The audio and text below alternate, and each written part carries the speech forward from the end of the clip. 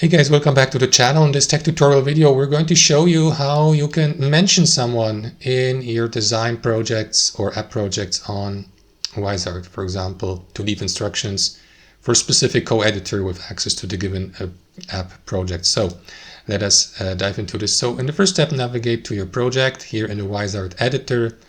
Then let me just zoom out and navigate to the given screen. So let's assume you have a co-editor who has access to the same project. So what you want to do, guys, is navigate to the screen and then access the comments mode here at the top. You may also use the shortcut C for that.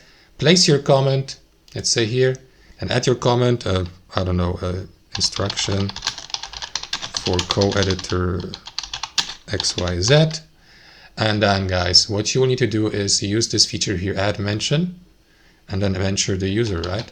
So for example, let me use myself, right? So in this case here, let me just add space, and then you may see the suggestion here already if you type in the first letter of the username, or you type in the username or select the given user here to mention him or her.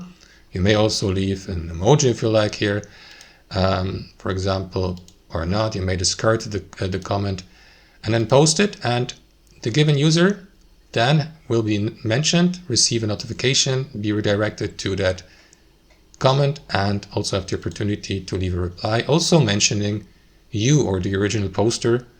And you will see also the conversation or thread here in the list of comments.